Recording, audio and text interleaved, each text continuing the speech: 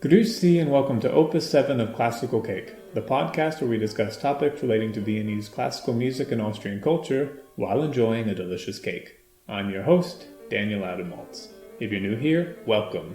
Put your questions in the comments below and I'll do my best to respond. Click show more in the description below for more resources. Today, we are commemorating the life of violinist Alma Rosé. She was born into Viennese musical nobility. Her father, Arnold Rosé, was concertmaster of the Vienna Philharmonic, and her uncle was Gustav Mahler. But what happened in her life that made her friend Anita Lasker-Wallfisch say, Gustav Mahler stood at her cradle, Josef Mengele at her deathbed? To share Alma's story, I spoke with several guests last year. Dr. Michaela Ragenblesch is from the Institute of Contemporary History at the University of Vienna and is an Elisa Richter Fellow. Dr. Heide Maria Uhl is a member of the Austrian delegation to the International Holocaust Remembrance Alliance and a member of the International Scientific Advisory Board of the House of Austrian History. She is a historian at the Austrian Academy of Sciences. And Dr. Monika Sommer is the director of the House of Austrian History. Dr. Ragenblesch, Dr. Uhl, Dr. Sommer, thank you for joining me. Thank you for the invitation. Given the subject matter, we'll have Hamantaschen. Many Jewish people eat Hamantaschen during Purim, a holiday that commemorates the first written account of attempted genocide against the Jewish people.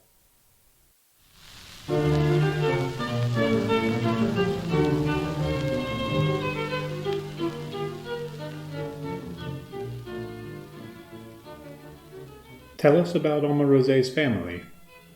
Alma Rosé, her father, it is a kind of typical story of coming from the margins of the monarchy into the center and becoming something like a assimilated Jewish family. And he was really for 57 years Concertmeister or first Concertmeister of the Hofopernorchester and later the Staatsopernorchester. And that is an incredibly long time. Mm-hmm. He also started very early, 1 year after he was employed at the Hofopernorchester, started his Rosé quartet. They were very well known at the time. Interesting is also the name Rosé. They decided to change her name from Rosenblum to Rosé and also to change from Jewish to Protestant religion. Right. Because you only could make career if you decided to become Catholic, or many of Jewish descent just decided to take over the Protestant religion. Right. So Arnold Rosé was also given the Austrian Cross of Merit for art and science in 1935. He got many of these honors. Very respected musician, and he also was a star of his time. They were in the magazines of the time, the stars of the Salzburg Festspiele, and so on and so forth. They were celebrities, you could say. Alma founded the Wiener Walzermädel, embarking upon a successful 8-month tour in 28 cities, including 4 weeks in Berlin where the Nazis had just come to power. How did audiences receive her and her group? I think this was a very crucial step for Alma, because it was right, she was getting married in 1930 to Waszak Przychoda, this star violinist, and I think Alma at no point had an interest of just becoming like his wife and having him make his career. So she was very ambitious, and I think that caused probably very early on tensions within this marriage. And then also her position being this daughter of this very famous musician Arnold Rosé, and then her brother actually started to make a career as a conductor, and of course Gustav Mahler, she's always referred to. And then having this very famous husband, it was very important to her, and you can see this ambition by her idea to create something new for herself. And the Walzermädel was something very unique, and she was super professional about publicizing it. And this was her way of making a name to herself and a career. She made her debut when she was hardly 20 years old, just like before her 20th birthday. It was also publicized in a newspaper, and very characteristically, the first sentence in the review in the Neue Freie Presse was not about, okay, Alma Rosé, this new musician, and what a great debut. The first sentence of the review was, it was a triumph for Arnold Rosé. So you could really sense she really needed to find her own path, and by founding this orchestra, this was a very unique setting, she really made a name for herself. And your question was about Berlin. We actually found reviews that she was received very well in Berlin. It was actually the beginning of 1933, so just around the time right after the Nazi takeover in Germany, and she was received very well, so it's interesting. What happened to Alma's career when the Nazis came to power in Austria? It was a difficult break. The first thing was that it was forbidden for Jewish persons to be employed anymore. That was the case with Ahmed Rosé. He was immediately kicked out of the orchestra a few days after the Anschluss, and that means, and of course Alma also had no kind of opportunity to earn some money with the orchestra. It was immediately, so to say, dissolved by the Nazis. And that was a huge problem, just how to survive these times without the possibility to earn money, without the possibility to leave the country for many of them. For example, it was very hard for Arnold, who was nearly 75 years old, to get a visum for another country, because it was, somebody had to guarantee that he would be supported financially, otherwise he wouldn't have the possibility to flee to other countries like the UK, or the son managed to flee to Canada. This the United States first. First to the United States. And he was the ones who left the country as a first part of the family. And obviously Alma felt a kind of responsibility for her father and also for her mother, who was very sick. And they decided to leave the country only after the mother died, I think in August 1938. On March 15th, 1939, as you've mentioned, Alma fled Vienna. First she went to England and then to the Netherlands, where she was offered a job. In the book there's a chapter called Alma's New Start in the Netherlands, but then 2 pages later another chapter starts called Trapped in the Netherlands. What happened? Well, I think first one has to look at their flight to England, to Great Britain, because that was actually a possibility of Alma. She, through her marriage with Václav Pšihoda, she got Czech citizenship, and that also enabled her to travel prior and kind of try to organize the escape for her and her father. So she had much more possibility to move around freely.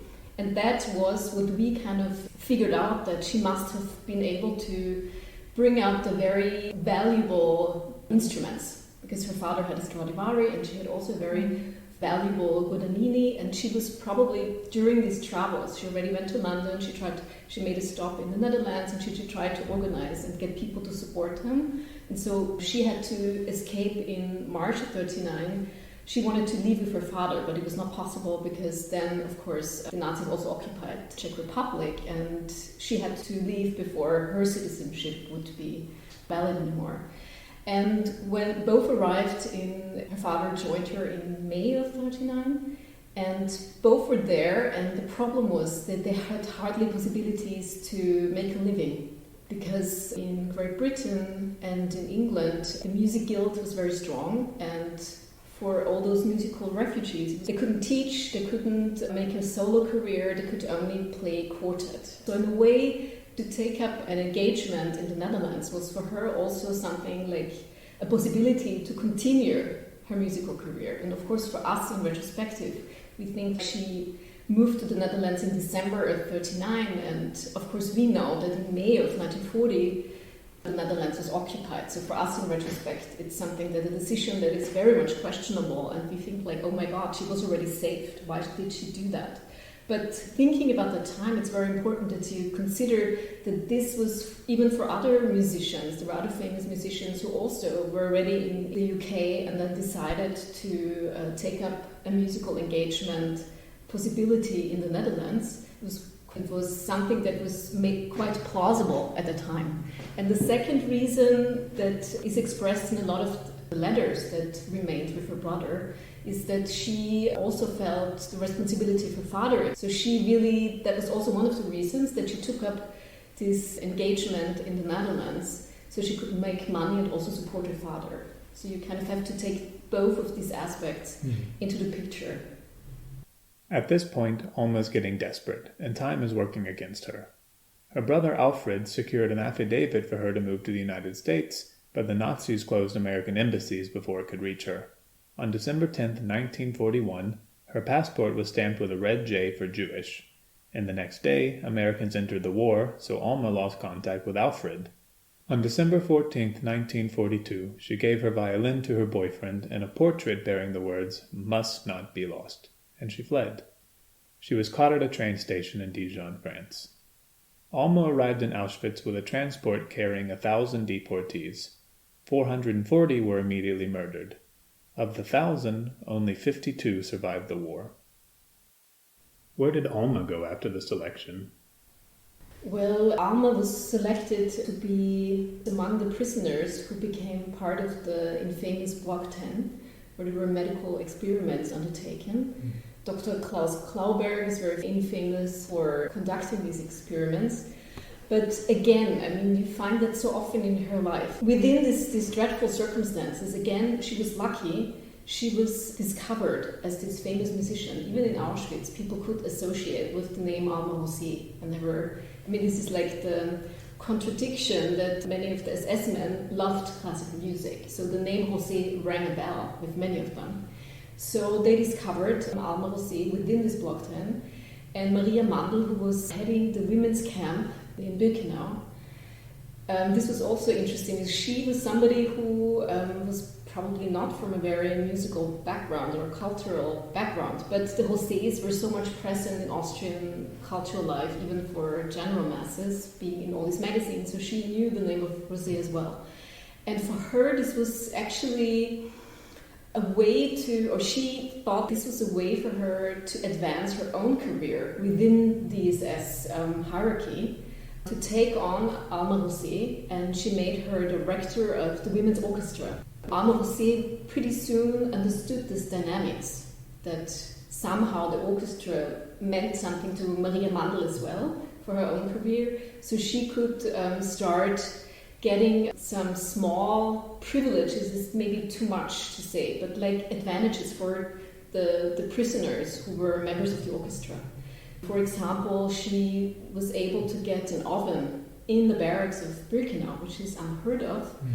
And she could convince Maria Mandl to do so because she convinced her that the instruments the orchestra was using would suffer in the winter if they didn't have an oven. So this was the way of her to kind of get small privileges, which made all the differences for the member of the orchestra. And what Alma also was able to do is, like, most of the members of her orchestra were actually young women, sometimes even teenagers, who just played an instrument for a few years. So she could actually convince Maria Mandl that it's important that they have enough time to train. So she actually managed, and this is a crucial difference, that the members of the orchestra, they didn't have to go out for the workforce. They could stay within the barracks and learn music all day and train. Because Alma Rosé understood that by training very hard, by making the orchestra professional, the orchestra will be needed. And she saw this as a way of saving the members of the orchestra. And she also took on, made a point of accepting particularly Jewish prisoners, and some of them even were not musicians. And she tried to expand the orchestra. And with Maria Mandl, she tried to make a point that even people to write the music would be necessary. So she could expand actually the orchestra in numbers and was able to save quite a number of people. Most of the members of this orchestra were able to survive. What was the women's orchestra responsible for? Well, the responsibilities were that they had to get up very early in the morning and play at the gate for the women that went out to the workforce, and then in the evening they had to be at the gate again and play again. And this orchestra was also doing concerts on Sundays, which is also somehow unusual. Because of course having an orchestra in Birkenau is of course something where two realities that don't go together, like the realm of music, of culture, and then the realm of the burning crematories and the gas chambers of Birkenau, which Birkenau of course very much symbolizes. And in fact the barrack where the music block was very much in view of the two main crematories of Birkenau. having both of the crematoria burning day and night in front of their windows, this was a reality that one could not escape in Birkenau. And some of the surviving orchestra members, particularly Anita Lasker-Wallfisch, who was a famous musician after the war as well, she said that one of the great things that Alma made all the difference is that she trained so hard with them that they didn't have to look out of the window. They could focus on the music. It was a way of surviving, not thinking all the time what was going on outside. And they had, of course, to choose the pieces they wanted to play with what the SS and what the Nazi organizations within the camp just wanted to hear. For example, if one of the SS officers came into the barrack of the women's orchestra and just said, I want to hear this and that, they had to do this. So it was very strictly oriented to what the authorities in the camp. Mm-hmm. But there was one piece that was a kind of resistance. Yes, it was in Mir klingt ein Lied, and at that time it was this Chopin Etude that was made into a popular song in the 30s, so even before. And Alma was taking up this text and made something else out of it, and kind of rewrote. It's similar lyrics, but the message is very subtle, very much a feeling of hope, and also freedom, for freedom, being liberated and living again in a free world. Yes. Yes. And this is something that the SS picked up on. So they were performing this piece, and there were not only instrumentalists in the orchestra, but there were also singers. And SS kind of understood this subtle message, and they actually forbade the orchestra to perform it. They could only perform it instrumentally from then on. And this became somehow where some of the surviving orchestra members refer to the song and still associated a lot with Alma and their time in Birkenau. And it was somehow an act of resistance, to kind of still secretly perform this piece of music in the barracks. Yeah.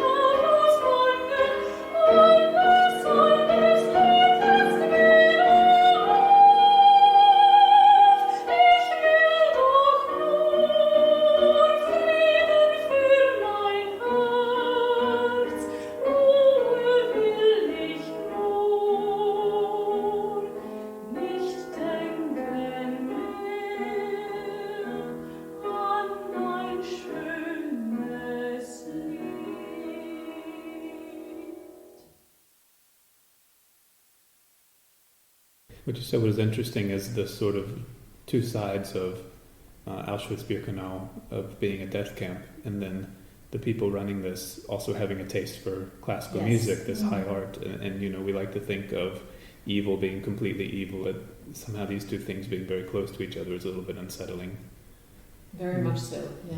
And we know that Mengele had a very advanced musical taste, and he spent a lot of time in this orchestra. And there's this famous scene that Anita Lasker-Wallfisch had to play a Mendelssohn piece for him, I think, on her cello. And yeah, It is very much irritating, but it's also a reality that we kind of have to be aware of, that the Holocaust has all these complex aspects, and perpetrators, they were people who sometimes had a very good musical taste. They were cultured people, and at the same time could torture prisoners and send them to their deaths very easily. This is unsettling, and it's a truth that we have to kind of think about. On April 2nd, 1944, Alma fell ill. Josef Mengele himself ordered tests to treat her illness, but she died soon after. How was her death treated? Well, her death is such a mystery because what is now the most valid explanation is that she died of food poisoning.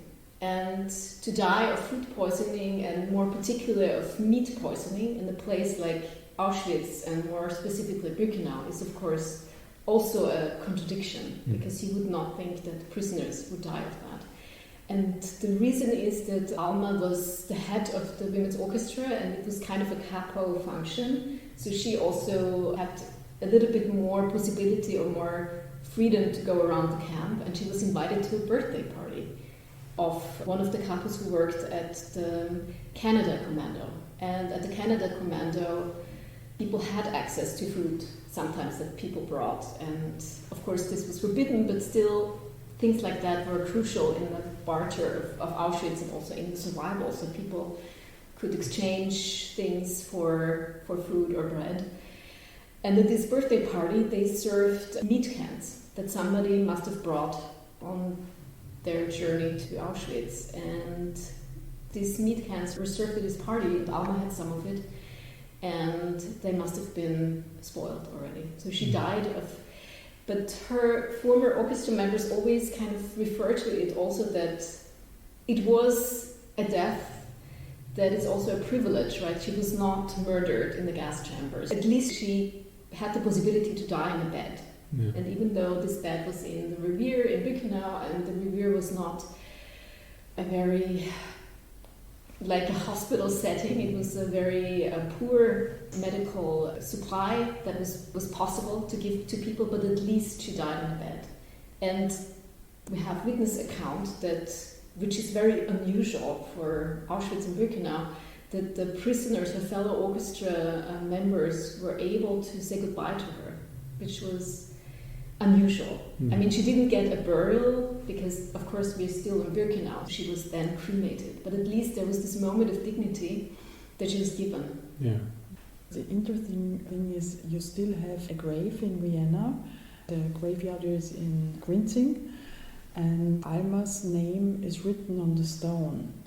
We think that it was her brother, because he came back to Vienna in the 70s, and he always cared for the grave of his parents.